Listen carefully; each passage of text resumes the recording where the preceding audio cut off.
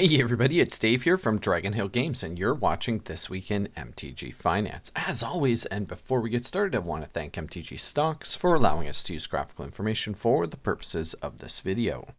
This week, we're going to be running a bit of an abbreviated version of This Week in MTG Finance. So without further ado, here are the top 5 cards that are making waves in the Magic the Gathering finance community this week.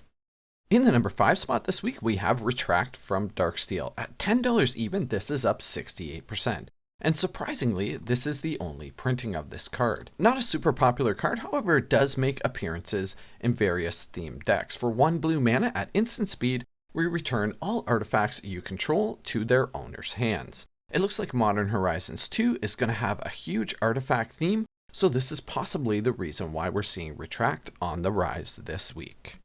And coming in at number 4, we have Reprocess from Urza's Saga. At nearly $7, this is up another 95% this week. This one was on our list last week.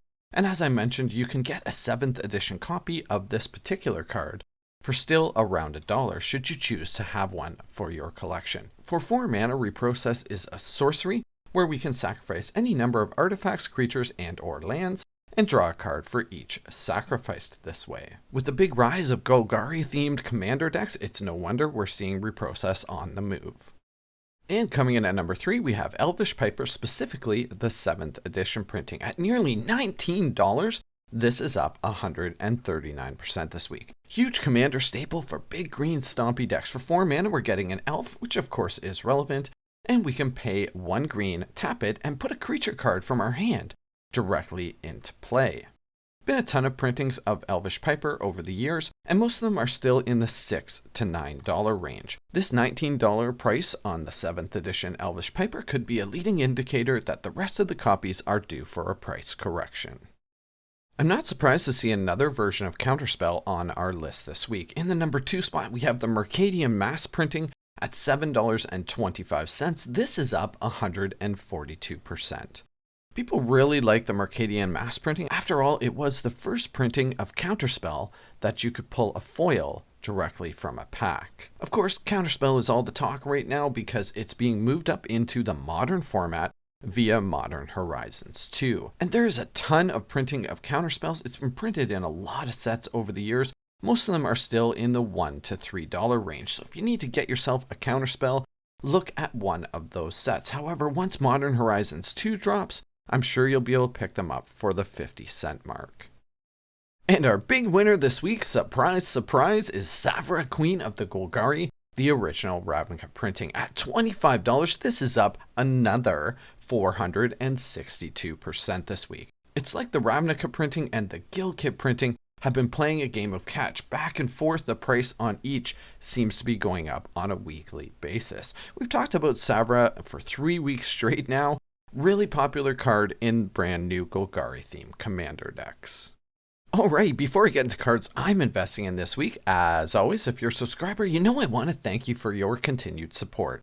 And if not, now's a great time to go ahead and hit that subscribe button. I've decided to put a focus on Modern Control this week, so essentially all 3 of my picks are value picks this week. Now there's one thing to keep in mind, we haven't seen many spoilers yet from Modern Horizons 2, so any or all of these might be reprinted in that set. I've mentioned Teferi Time Raveler a few times over the course of the last year or so. He's just a really good card. I believe the only place he's banned is in Pioneer. If I'm wrong, you can correct me on that in the comment section below, but he's definitely legal in Modern, and that's kind of what we're talking about this week. Every good control deck is going to include multiple copies of Teferi Time Raveler, and at $12.50, he's a fantastic pickup, and we should really see his price move if he doesn't get a reprint.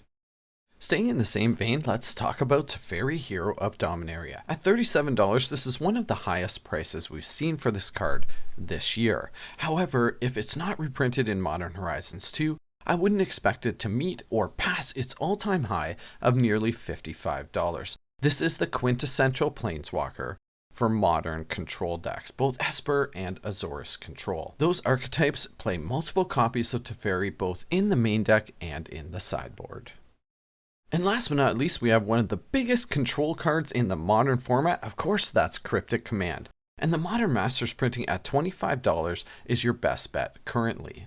Most of the other printings are in the $27 to $30 range. This has been one of the biggest control cards in the modern format ever since its printing in Lorwyn, and the most recent printing is Iconic Masters at nearly $29. Of course, that's if you take out the list. This is another one that I believe if it doesn't get a reprint in Modern Horizons 2, we're going to see some massive price increases on Cryptic Command.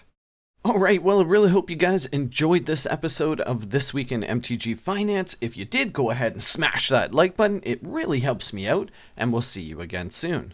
Bye for now.